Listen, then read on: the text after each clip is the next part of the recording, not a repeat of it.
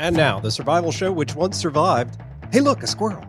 In this episode, we sit down with author Dave Kershner. He's going to tell us about his book series, how he came to writing, and a glimpse into what a global cascading civilization failure might look like. Howdy, and welcome to In the Rabbit Hole's Urban Survival Podcast. This is episode number 180. I'm your host, Aaron, and you are in the rabbit hole. Safe and sound.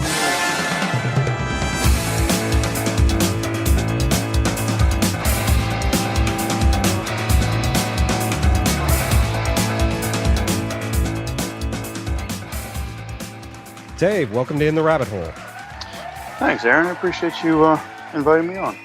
So now we brought you on today to talk about your books. You're an author. As a matter of fact, you are the author of 4 books. 3 are prepper-related books with a very unusual focus, I gotta say. And the third one is, or the fourth one, I should say, is a cookbook of all things. Yeah. Before we dive into the books, let's get to know you a little bit better. Let's start with the most basic thing. How did you come to writing? I always ask that, and I always find it fascinating because I find a lot of writers come to it at an extremely young age, and I'm curious, does that hold true for you too? To an extent. When I realized I had a knack for it I was in high school, and we had a history teacher, and this guy was a drill sergeant. Oh, I hated that guy. He would hand out the little blue books, and you had to write all of your essay responses for this guy's world history class in the little blue book. And he pulled me aside one day, and he said, I read your answers to questions 1, 2, 3, whatever it was.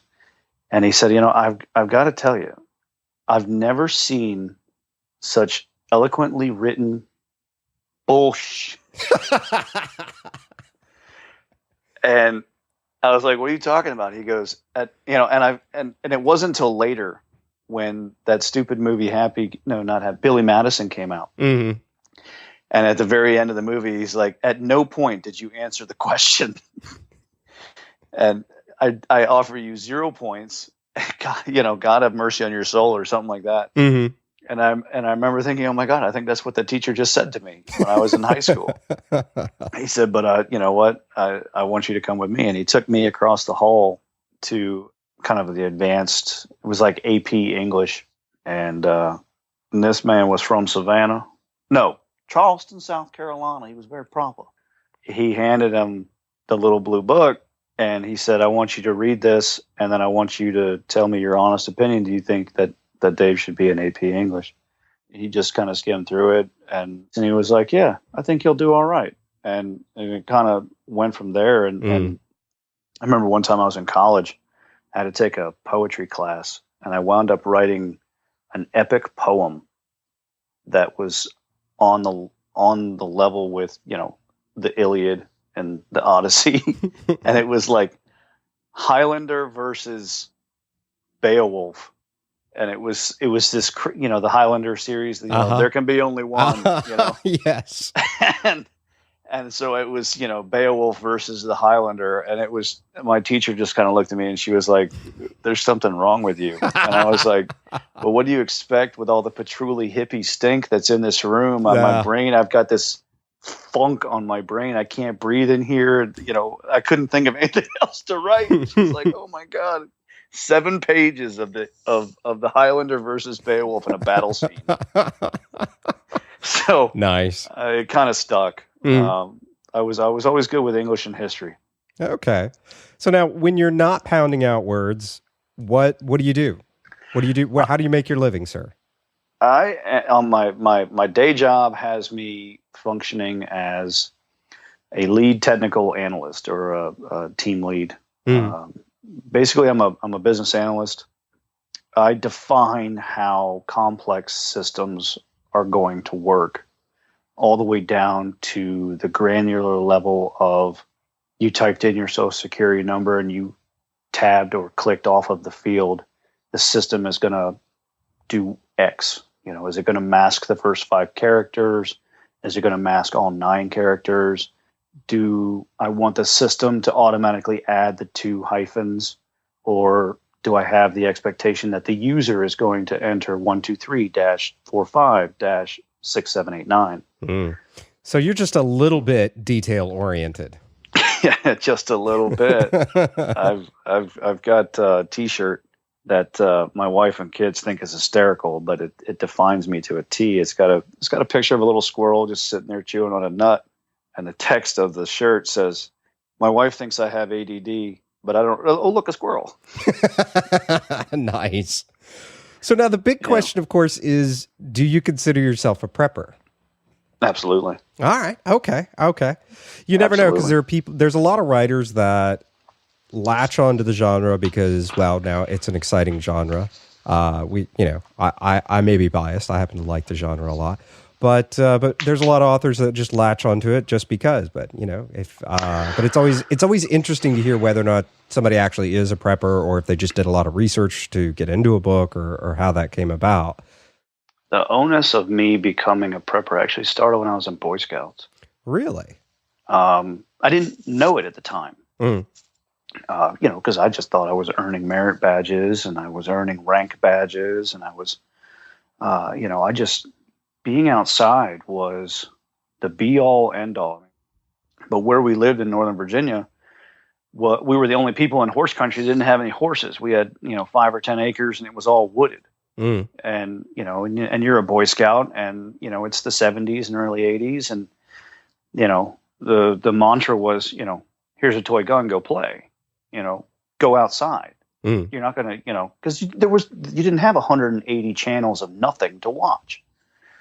And you had to entertain yourself. And it was, all right, well, let's work on our merit badges. I'm going to build this lean-to, and I'm going to, hey, you know what? I bet you if I take some of the vine off of this willow tree, I can fashion that into a snare. Let's see if we can catch a rabbit,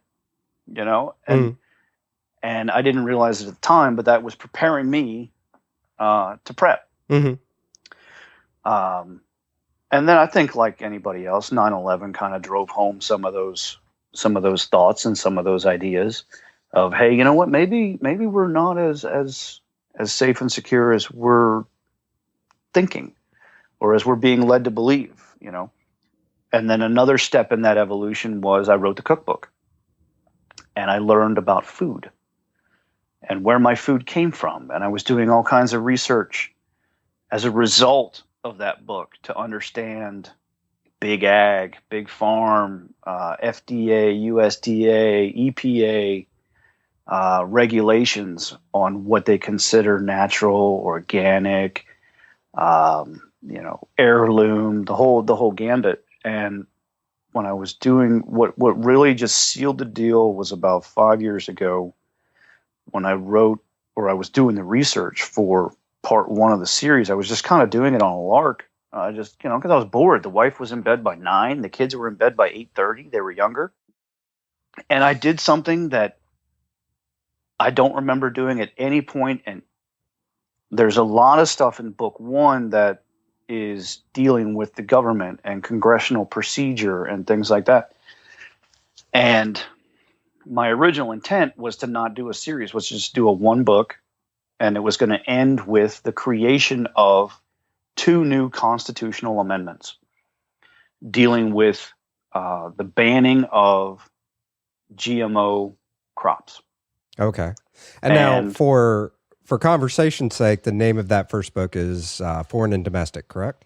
That's the series name. Okay. The series name is Foreign and Domestic, and book 1 is When Rome Stumbles. Okay. Sorry to have screwed that up. No, people I do it all the time. I was in the middle of writing the book, and I was going to call the book Foreign and Domestic.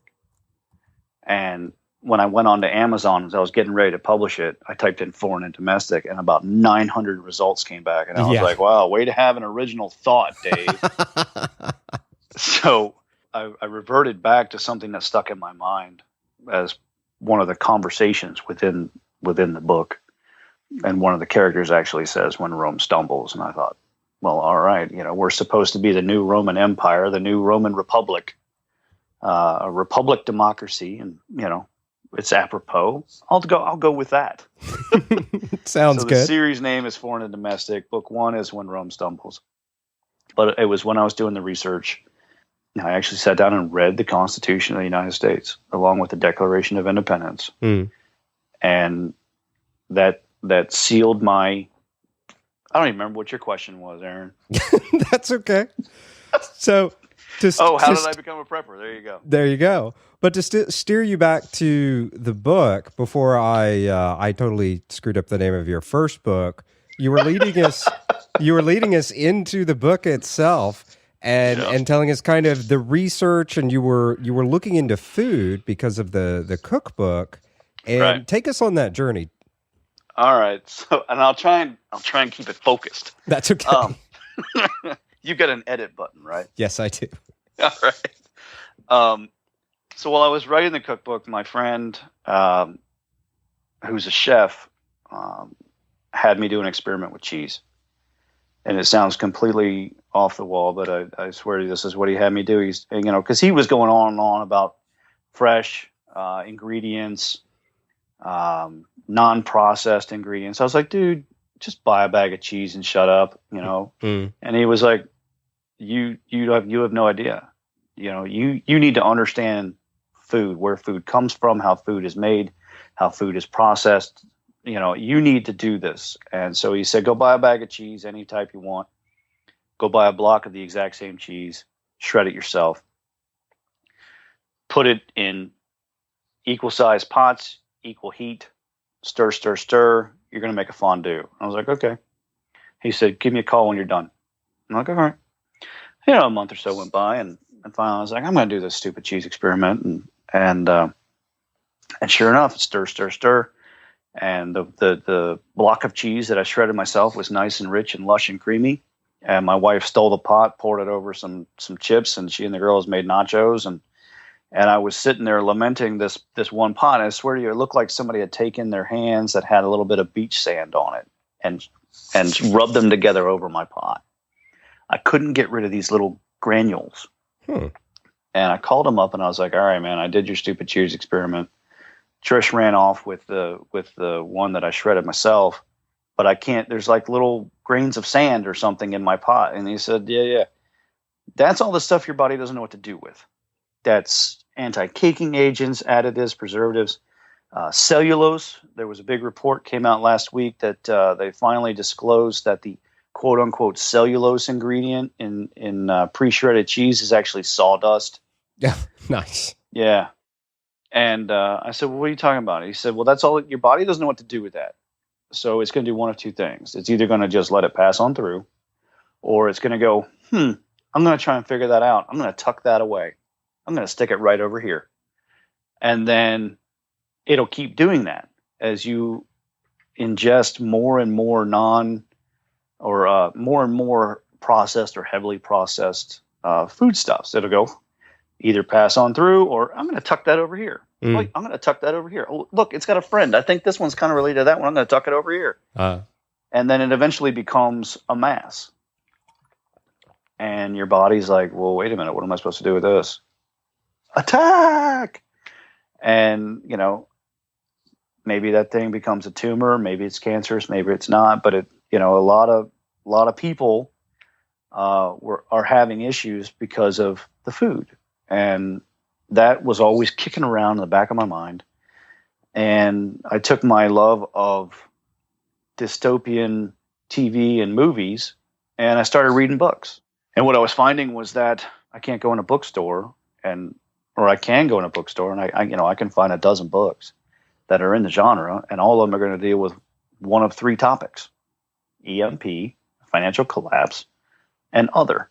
And other never had anything dealing with food shortages. So, you take Hurricane Katrina and its aftermath in New Orleans as an example. There was no food, there was no water, and the only reason that they didn't resort to cannibalism was because the troops finally made it to the Superdome.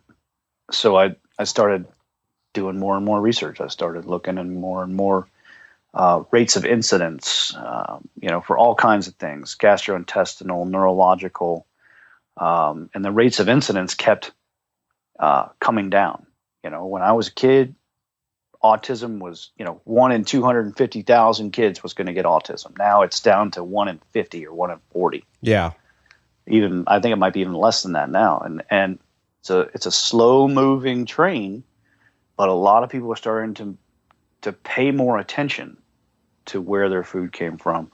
And that was kind of the groundwork, if you will, for When Rome Stumbles. It was basically me trying to answer two questions. What would it take to remove GMOs from our food chain? And what would it look like if we did so abruptly? Boom. There's the book. But what I like in terms of how I like to read, because of my day job, I love the details. I love the granularity. I love the minutia. And what I was finding in the genre was that, and this may be a little crude in terms of my explanation of it, but not vulgar, but just, a condensed version of, I got 3 pages of an explanation for what happened. And then the next 300 pages deals with the aftermath. And what I wanted to always know was, how did I get to that? How did I get to the point where something happened? So my books, at least part 1, to start the series off, starts far earlier so that the reader gets a full measure and understanding of these are the things that precipitated the X. We made this decision and this happened, and then we made this decision and this happened, and then X, Y, Z, ABC, 1, 2, 3, abracadabra, kaboom. Yeah, so the reader actually gets to follow along and understand the chain of events leading up to the boom, so to speak. Exactly. Okay. Exactly. And the boom happens for part 1 of the series. The boom happens in about the middle of the book. You get a good understanding of the chain of events, the cycle, and then, here we go. And, because I start taking away people's food, you have to start thinking outside the box. Well, what would happen if I wasn't a prepper? What would happen if I didn't have so many months of food, 25-year shelf life stashed away? What would happen if I didn't have 50 varieties of vegetables in seed form stashed away where I could go grow a garden? Mm-hmm. So is this where you were telling me a little bit before we started recording that there were some government documents that you had researched before this, particularly around EMPs and what would happen to society if EMPs, which I was super excited to finally find out. I think we've finally solved the mystery. There was a long ongoing thread on the forum for In the Rabbit Hole about where on earth that report that Dr. Forsham in 1 second after mentioned, and I think you've actually got a link to it in your book or something. I do. So yeah, is that where this came from? The theories of what happens as things are collapsing came from? Or? To an extent, some of the numbers and figures that the government put out in those reports were accurate as of the time that they wrote them. But my books take place in the early 2020s. So I inflated the numbers a little bit, because the population obviously has increased since then. Right. But what I typically do in the back of each book, because I just didn't want to write a piece of fiction. I wanted to have teachable moments. I wanted to be able to convey some of the research that I had gathered that helped not only shape the storyline, but also helped shape my thinking and how I prepare, and specifically what I prepare for. To be honest, in all likelihood, the greatest threat, I think, in terms of all of the topics that may have been covered in this particular genre, the one that's probably closest to reality is probably a financial collapse, because we've come close to it twice in my lifetime, and we've already had it happen with Black Friday in the 20s. You get the Great Depression, and then I interestingly enough, not only do you have a financial collapse, but it was coupled with the collapse of the food industry because of the Dust Bowls. See, now, and that's interesting that those two things correlate. And does that, in your books, is that a thread that you pull on pretty hard, or? Which one, financial or food? Both. Well, I mean, food is kind of the base as I've understand it for your books, but does the financial aspect, like a chicken or the egg situation, and come up? What I did in my books is I reversed it. Okay. In terms of, because we had a financial collapse, and then because of poor farming practices, we didn't exercise common sense and coupled with a severe drought. I mean, there wasn't much that could be done for that, but, we weren't doing things that big ag actually has mastered, which is, leaving fields fallow, rotating crops, having cover crops in there, keeping erosion under control. We've gone 180 degrees and several thousand miles from where we were in the Dust Bowl in that regard. But you've got some pretty severe droughts going on in the Southwest. A lot of the crops come from there. You're seeing higher prices today for a lot of our fruits and nuts because a lot of those things are being grown in California. They're being grown near the San Miguel Mountains and in the Northwest, and they've got a lot of drought problems going on over there. So, I mean, if you go out and you're like, oh, I want to go buy some hazelnut, I want to make a hazelnut, I want to put that in my pesto. I grow a lot of basil, I make a lot of pesto. You're going to learn real quick that per pound, the most expensive thing you're going to ever put in to any dish is going to be your herbs and your nuts. Yep. And it's because of the drought there, and you've got people that they're conservation minded, which I am, but I like to think I'm also a realist. I'm like, hey, wait a minute, does it make much sense to put a dam on that river so that you can divert the water 500 miles to Los Angeles? Wouldn't it make more sense to choose a closer river? Mm-hmm. Or wouldn't it make much more sense to do what the military does when they're in places that don't have a lot of fresh water and they've got a desalination plant? So there's all kinds of different solutions. Yeah. And there's so much noise. It just becomes white noise. And you can't really understand either side when in most cases I'm trying to play it down the middle. I'm like, whoa. So for me, I understand what typically is associated with the political left and wanting to, conserve and preserve natural habitats. But in the same breath, I'm also the guy that's out there going, we got to handle some population control here. So, you can't have it both ways, guys. You've got to find a way to strike that balance. And that's the difficult act. That's a difficult balancing act because of my varying interests that I go, oh, I really shouldn't do this, but it needs to be done this way because of X, Y, Z, and it's a tug of war. Yeah. So to bring it a little more tightly back to your books, Hey there, Roving Horde. Do you get at least $3 worth of value out of ITRH per month? Well, you should see what we do for ITRH Roving Horde Armada members. Check it out today by visiting itrh.net. Members get access to episodes a day early. And when you become a member, you'll receive an invitation to the super secret ITRH Armada Facebook group so you can chat about survival with myself and other Armada members all day long. You'll get a free copy of the book, Owning Your Survival, so you can have a plan and do it right. Access to our famous ITRH Bob and Emergency Kits on-demand class.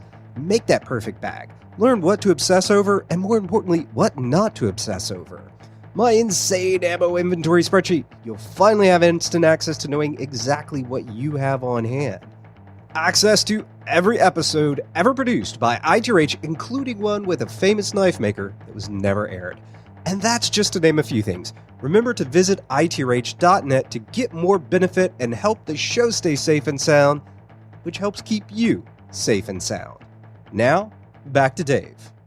So, to bring it a little more tightly back to your books, start us with... Good luck! What...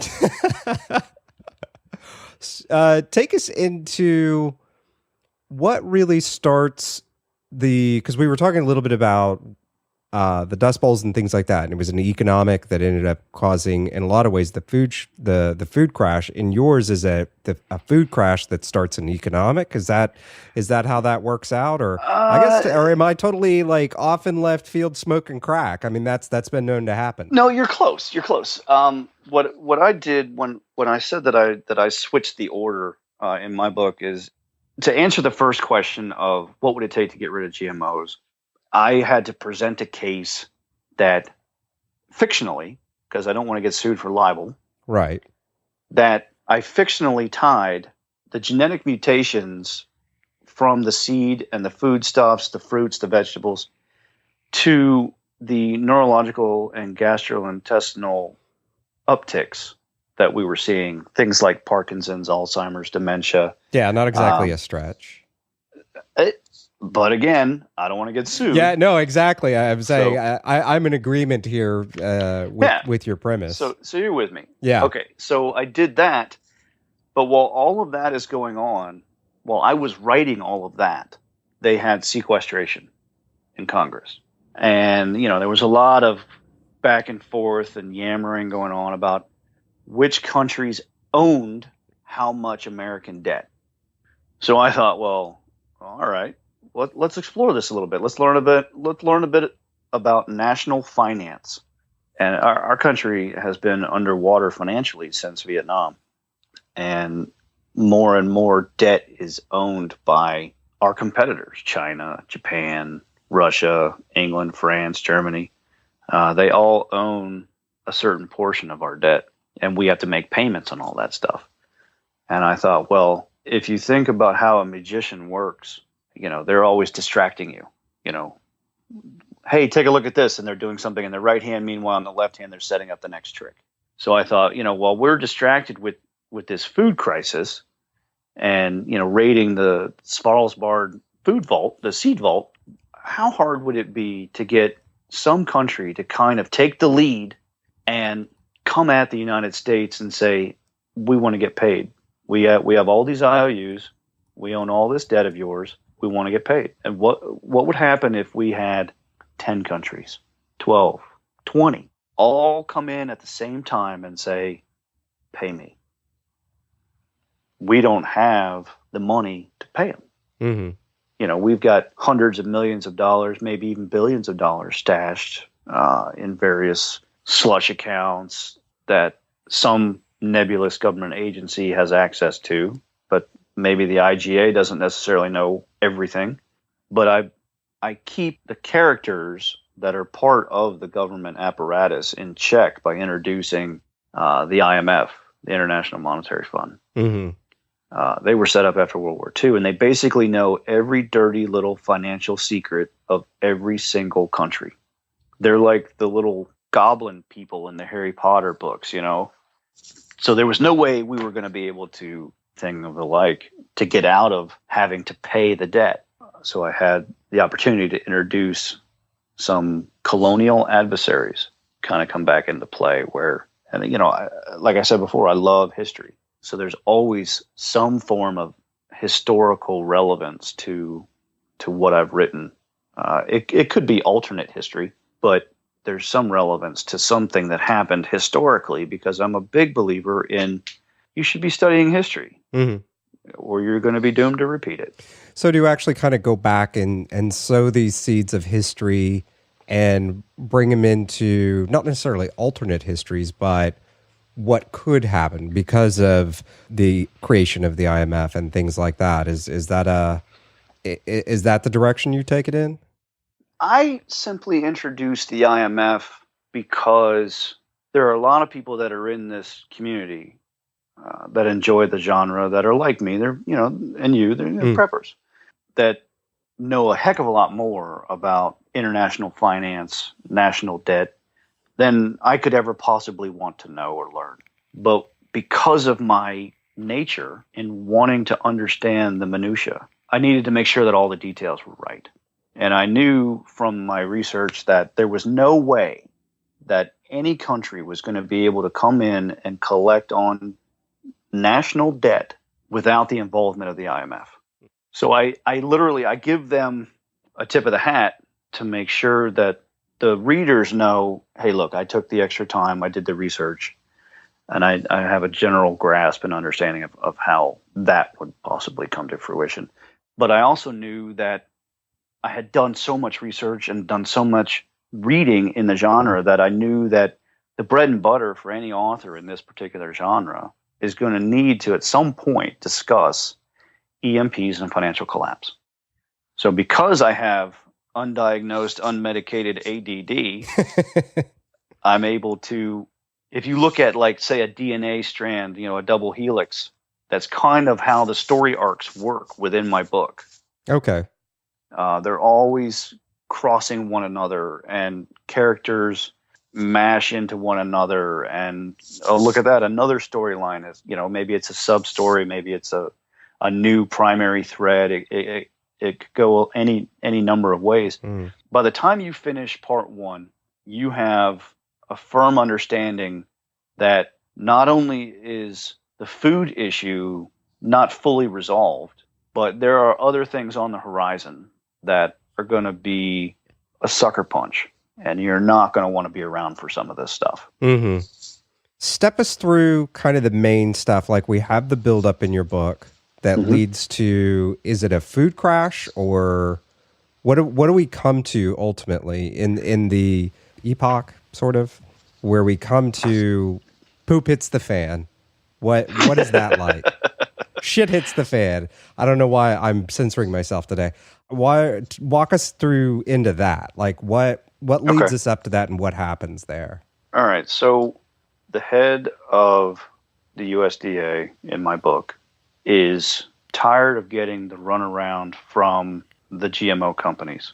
Because believe it or not, in real life, they have EULAs, end user license agreements, with the farmers that are planting those seeds and with the government who authorize those seeds, that basically prohibits them from doing any independent testing on their seeds because it's considered trademark intellectual property. So I have a character who's like, you know what, I've had enough of this.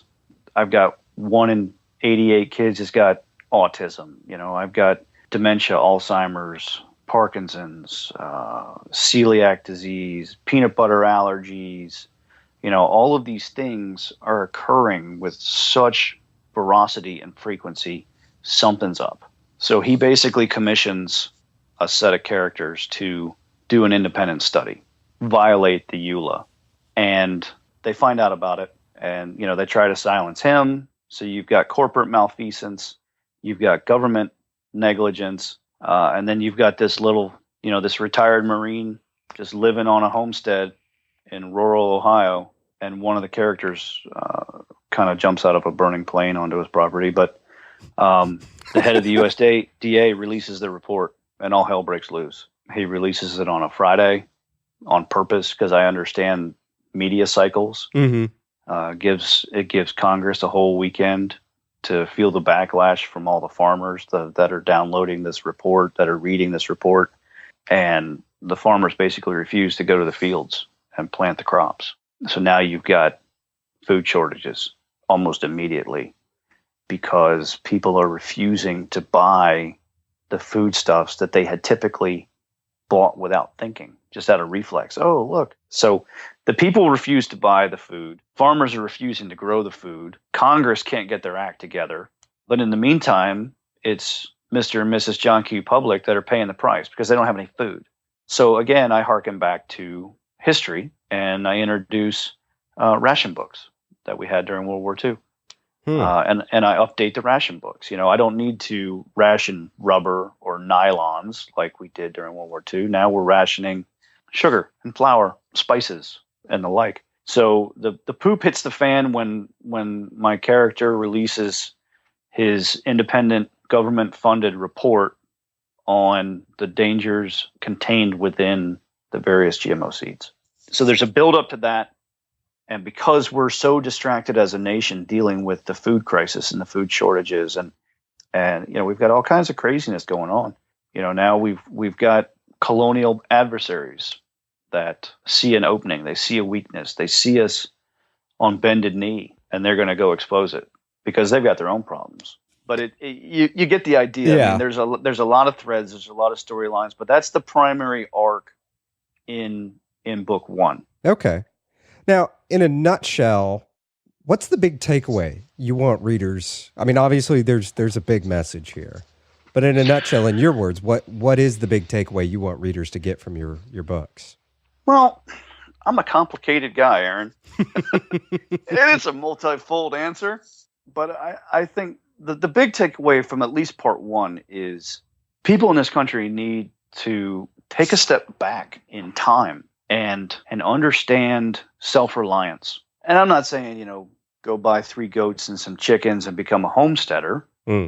But what I'm talking about is, people need to remember how to take care of themselves, because it won't take much to take what you think is your world and turn it upside down and kick it down the street. It could be something as simple as the stock market losing 500 points a day for a week.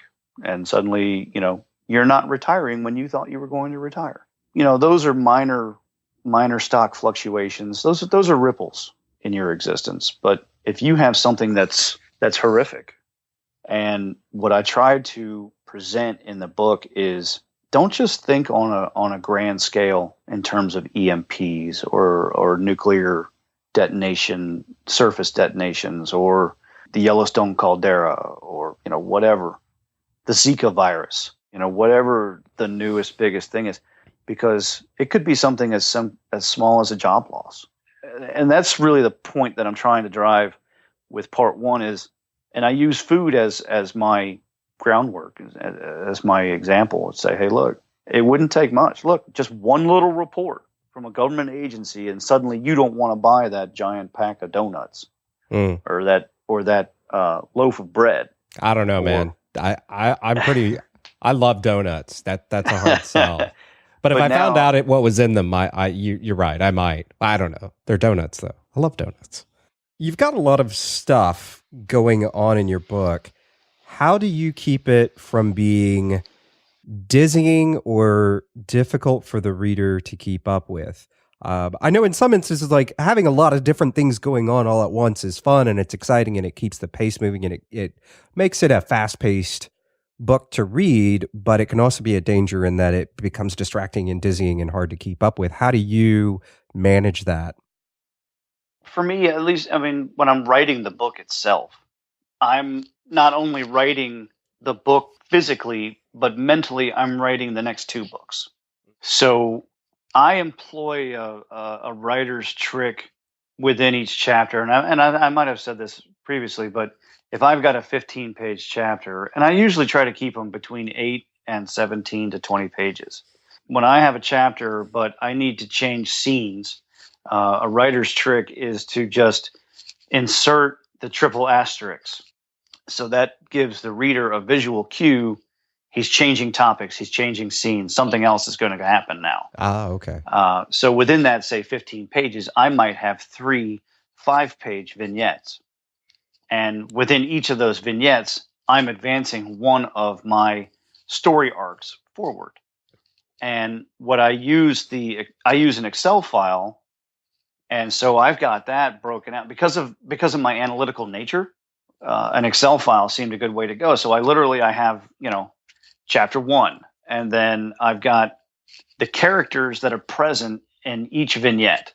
So if I've got 3 different vignettes, not all the characters are going to be in all 3 parts. So I'll say, Josh and Sam and Dallas and James are in the first vignette. And then I insert the triple asterisks. I've got something else I need to advance. So then in the second vignette, it's going to be Layla and Catherine and Basilia. And then in the third vignette, I'll have characters most likely that haven't made an appearance in a couple chapters. I don't ever want to go more than 3 or 4 or 5 chapters without bringing a character back into the fold on the page. So I'm using that Excel file to make sure that I've got good character representation at logical points, because a lot of my stuff is time-based or season-based in terms of, this is spring or it's March 23rd or now it's June 17th or, these are just random dates I pick out of the air. But, I'm trying to set the scene where somebody has got why they're doing a certain task or activity. But I use that Excel file to make sure that, say Basilia and her sons Abelardo and Jesus and her husband Juan, I want to make sure that they don't go more than 3 or 4 chapters without making an appearance, because they live on the farm, and it would be illogical to not have them in a scene. I may only acknowledge that they're there and they're present. They might not have, quote unquote, a speaking part, but I'm using that Excel file to make sure that I have good character representation. I'm also using that Excel file to keep track of the minor story arcs that I'm using as the vehicle to get to part 2 or to part 3 or to part 4. So I keep very diligent track of not only the page count within a chapter, but I keep track of the characters within each vignette, within each chapter. And then I'm also making sure that I'm rotating through so that it's almost like you're watching a TV show where, you've got multiple characters, you've got multiple locations, you've got multiple scenes. Maybe not a TV show, more like a movie, I guess. But all of these people are moving at the same speed through the same space and time, but they might not be doing it together. I gotcha. Okay. I do have a lot of moving parts, but I use that Excel file and some general logic to keep it more even keel, so that the reader's not so overwhelmed going, oh my God, it's chapter 12 and he just introduced 17 new characters. I don't do that to the person. Usually I've got all of my characters in play within the first 5 or 6 chapters. Okay. And then from there, it's just advancing the various arcs, whether it be a minor or a major. Okay. It's easy to get on a soapbox when writing these books, because there's a message, whether it's a story or not. There's always a message that you're trying to deliver, and it's very easy, I think, and I think some authors fall into this trap of doing what I like to call the Ayn Rand soapbox, where you go on about a tree for like 5 chapters, and people are like, "Oh my God, please stop talking about the tree." Yeah. How do you keep yourself from doing that? Or do you not bother and you're just like, nope, I'm getting on a soapbox, I can kiss my ass? There was, or there are, I would say, over the course of writing and publishing the first 3 books, there were a couple of scenes where I got done writing it. I wrote it the way that I wanted to write it. I said everything that I wanted to say about that topic, and how passionate I was about that particular topic. And then I moved on, and I was like, yeah, hell yeah, this is going to be awesome. People are going to love it. Yeah. And I got to the end of the book. And then one of the things that I do is when I get done and I'm at the end and I'm like, okay, I need a break, and I'll literally take about a month off. I'll decompress. I'll, just spend more time just, hanging out with the family, not thinking about the topics or whatever. And then I'll pick that book back up and I'll start the review process. Okay. And when I go through and I read that again and I go, ooh, I don't know, man. Ooh, what I'll do then is I'll copy all that text and I'll put it into a separate file so that I have the original. Yeah. And then I'll go in and I'll tone it down and I'll edit it so that it's not, some rant on a soapbox about a tree. Because as an author, obviously I have my own preferences or political leanings or my own bent on a particular topic or subject. And you can't make 100% of the people happy 100% of the time. You know that. I know that. Everybody knows that. Yeah. But what I try to do is present my side in as non-preachy a manner as possible, while acknowledging that there are other points of view. For example, I am not a fan of GMOs. I'm not a fan of big ag, and that obviously comes through in the books. I mean, that's the whole premise behind part 1. The collapse of the food system. If we got rid of all the GMOs And we said, nope, they're horrible. They're causing cancer. They're the reason we have Alzheimer's and dementia and schizophrenia and Parkinson's and all kinds of, if that ever came to pass and we burn the fields, that's what book 1's about. Okay. But in the lead up to my character making the declaration that, hey, these things are a problem, there's a conversation that takes place within the USDA, which is where my characters work, and they're looking at a research report, and the conclusions that the report presents basically is saying, look, we genetically altered the seeds, but in turn, because we're ingesting them, we're also ingesting all the other things that we put into the seed.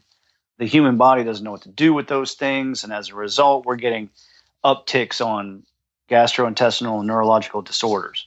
And I just kind of threw that out there as like a blanket type of thing, and I didn't get overly specific, but I felt, to be fair, I needed to also add in some of the premise or thought processes for people that are pro-GMO, saying, well, it's not necessarily the seed. I mean, look, we had the original chemical formula for Calphalon was giving people cancer for 30 years until we figured that out. Or, the original composition for the plastic material that was lining our canned foods, had a liquid substance to it. So if you bought a dented can and that lining was broken, that viscous material that was part of that canning process leached into the food, and that was causing cancerous problems and things like that. So I tried to present it as, and it was also so I didn't get sued for libel by somebody in the GMO industry who thought, oh no, he's throwing us all under the bus and there's no evidence. I tried to present it so that there was a plausible reason for the uptick in food allergies or Alzheimer's or Parkinson's or bipolar issues or colon cancer, whatever it was. There was some plausibility there that maybe it's not entirely the food, but in my character's opinion, it's the primary reason, and therefore he's making a mandate that our country is going to slowly wean itself off of genetically modified crops. Okay. That answer was more of a rant than what I would put in my book. I gotcha. Okay. So a fun question for you. In the zombie apocalypse, what's going to be your go-to comfort food? Wow. Zombie apocalypse go-to comfort food. Yeah, like what will you not be able to make it through the zombie apocalypse without? Carbonation. Carbonation. That's an unusual one. I don't know why, but there are times when I'm like, I might actually kill somebody if somebody doesn't give me a Coke right now. or a Sprite or a Dr. Pepper or something. And it's something about the carbonations, the bubbles. I don't know what it is. And it's crazy, I know. No, I mean that's a great one. And it's terribly unusual. I love it. And here's another weird one. What's the best $100 you've ever spent in prep? I would say it was like a 3-month supply of food. It was like $100. And I'll tell you, when that crate arrived with the food in there, there was such a feeling of relief of, all right, man, I'm ready for whatever comes. I've got 3 months of food for me and the wife and the kids. We might have to eat the dog in the 4th month, but we're good. Yeah.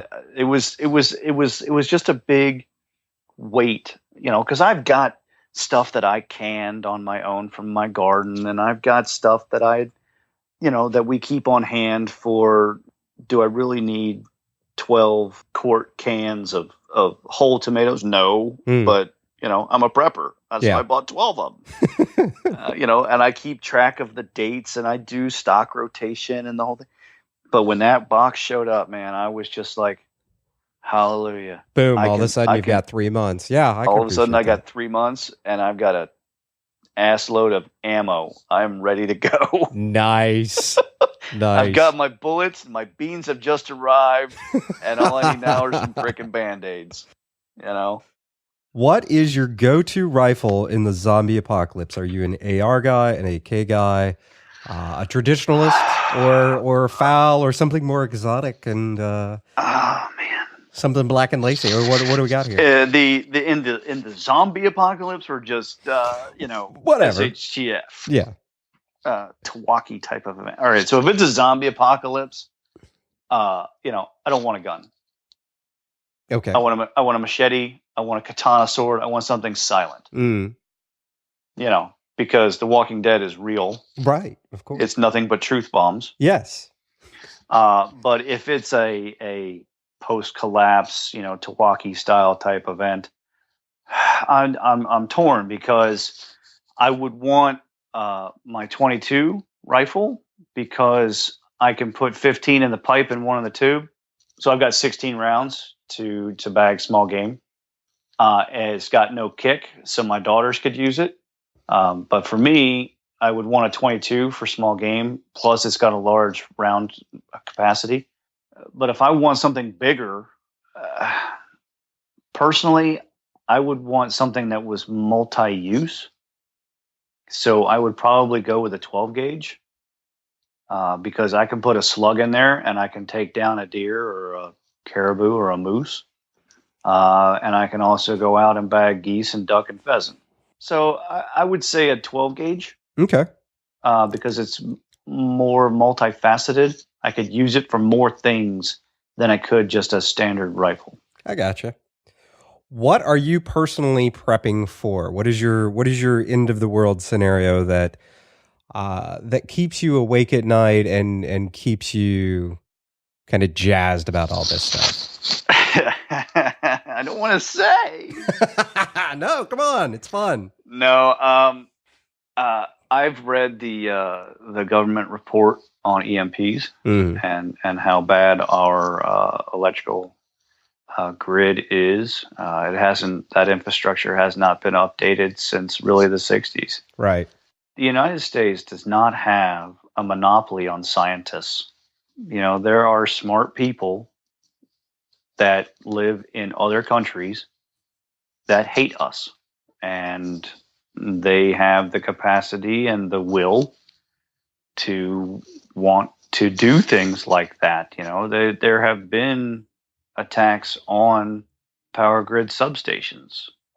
They have not, and this is all conspiracy theories point at this time, but there have been articles that I've read where, there were coordinated attacks on substations. Yeah. But they didn't release any of the details via the police or the FBI because they didn't want to freak people out. But then you can't hide something like one of the power plants goes down and you get brownouts across the Northeast.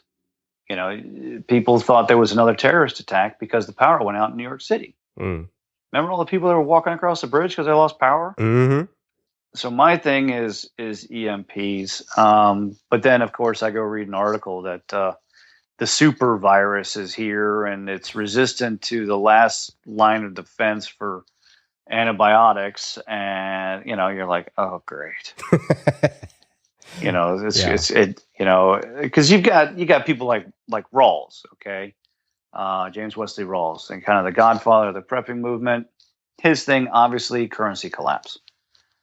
He knows a great deal about currency. I actually heard him on the radio the other day with Michael Medved.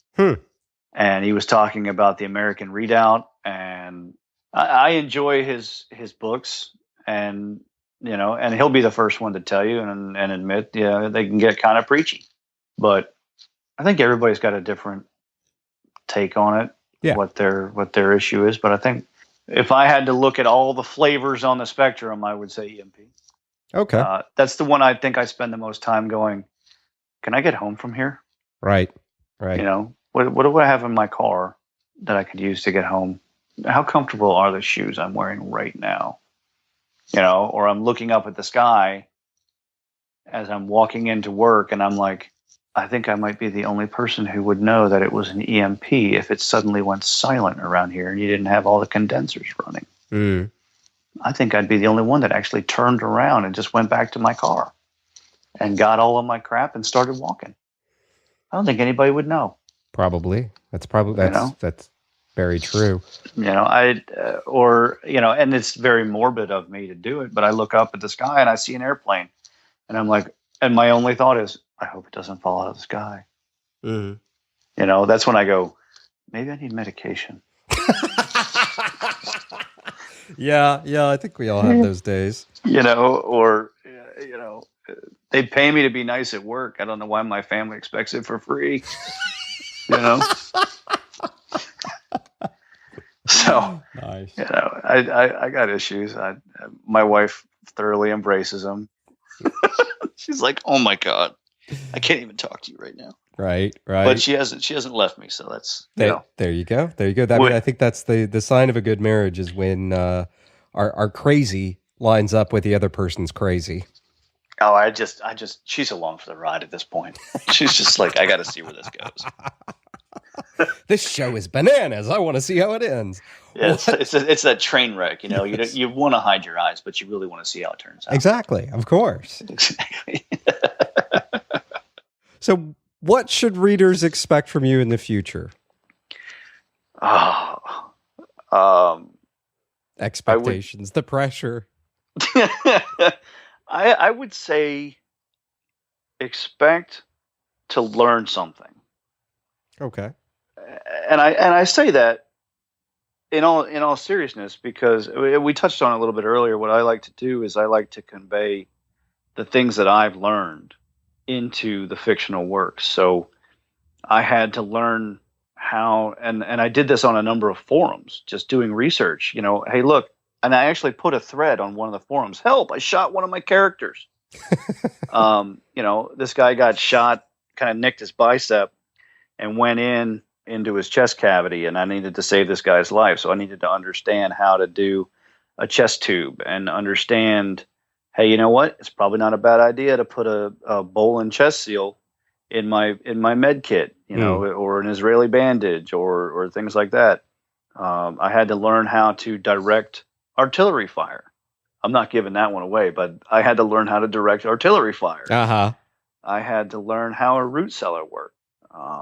And what I like to do is it's kind of strutting, but it's also kind of saying, hey, look, man, I did the research. This is on the up and up. You might want to go look at this stuff yourself. I like to include a section in the back of the book called Useful Resources. And in that, I provide little headings and the URL for the places where I found pieces that were the most relevant to something that I was writing. So, for example, in the back of By the Dawn's Early Light, which is part 3, that's where you're going to find the 2 URLs for the Critical National Infrastructures Report. There's an executive report, and then there's the actual report itself. And that's the report that you were talking about that it was going back and forth on your site about what's the URL? Where can I find this EMP report that Michael Forkston used as his premise? Or maybe not his premise, but just, he had a great understanding of it was a big these 2 documents. Yeah. There's all kinds of stuff in here. So are you going to write more books or is this the end of the line for you? I've written 3, and the threads for all 3 books originated in part 1. And by the end of part 3, By the Dawn's Early Light, I take a pause. Part 4, which I've got titled as Colder Weather, takes place 20 years beyond that. I wanted to pick up a new set of characters. I wanted to advance those characters so that I could talk about primitive survival. Because we've had an EMP.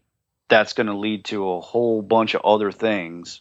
And when the dust has settled, I still don't have any electricity. Do we go back to what did it look like in the Old West, where we have small towns, we have cowboys, we have bandits? Does it look more like The Postman, where I've got kind of roving gangs and people, kind of hiding and cowering behind makeshift city walls? Does it look more like the TV show Revolution. You take aspects from each of those things. So there's a lot of different doors that I could open and draw inspiration from everything from a TV commercial to because somebody had asked me the question, where are you drawing from? And I got to thinking a lot of it came from music, various songs. If I needed something up tempo, I had an action scene, there was a gunfight, there was a bar fight, there was this or there was that. It's either going to be AC/DC or Metallica. Uh-huh. And ironically, one of the book 4 is going to be called Colder Weather, and that's a song by Zach Brown Band. Somebody goes out and buys your books tomorrow and decides, I like this Dave guy. He's my brand of crazy. How do they stay in touch with you? How do they find out when you've got fresh stuff for them? Where do you want your readers to go to find out what's next? If they want to try and stay in contact with me, where am I at with the writing of part 4 or any other book, or they want to know what kind of research I've been doing, what kind of research goes into the books, because that's really the time killer. It's not so much sitting down and putting paper or pen to paper. It's getting the knowledge base. You can find me on Facebook, and that's facebook.com/David J. Kershner author. Anyway, you can do that. I've had a couple conversations with people where I've proposed, I was thinking about doing this for my next book, and they were like, no, I really like this book series, so you should do something with that. keep going. I'm like, oh, all right, I'll keep going.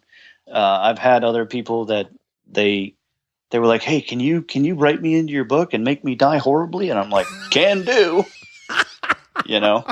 Uh-huh. So, that's awesome. I'm very receptive to suggestions and comments, and I try to work things in to, because if the reader is a fan and they've made an effort to try and get in touch with me, not that I'm hiding, but it's relatively easy to get in touch with me if you want, but I try to be receptive. Obviously I can't get everything in. I can't address all of the concerns and stuff, but the best place to try and reach me is on Facebook, David J. Kershner author. Other than that, the books are available on Amazon and Kindle and paperback format. You can get all 3 books in Kindle format for $5. Cool. Very cool. Well, Dave, thank you so much for joining us today and sharing your books with us and love of squirrel. Thanks again, dude. No problem, man. I appreciate it. Before we close out, a few quick things. The I2RH Book Club episodes are going bi-monthly. I've gotten some great feedback from listeners and members. Seems people really love the book club episodes, but would be a little happier with them twice a month. And really, that helps me out a bit too. So next week, no I2RH Book Club episode. The week after, the next book club episode will drop, so on and so forth. Next up, I'm often asked how much time really goes into episodes. Partly this is curiosity, and partly it's people wanting to know about doing their own shows. So using this episode as an example, it was originally 2 hours long. After recording, cutting the parts that dragged a bit, cutting things into blocks and shifting them a bit for flow, mastering the audio, and loading it all up, this one will account for roughly 8 hours plus or minus worth of work. Some go a little faster, but there you have it. So on average, for every minute you spend listening, I spend about 6 to 8 minutes working on that. With that in mind, consider becoming part of the I2RH Roving Horde Armada by visiting I2RH.net. You'll receive great benefits exclusive to members, help pay the hosting costs and stuff, and I'm even working on bringing on a part-time assistant to help with some of the workflow. Again, visit I2RH.net today to help keep the show safe and sound, which helps keep you safe and sound. As always, show notes, resources, and links from this episode can be found at intherabbithole.com/E180. And with that, we wrap up episode 180 from the Lone Star State. Till next time, stay safe and sound.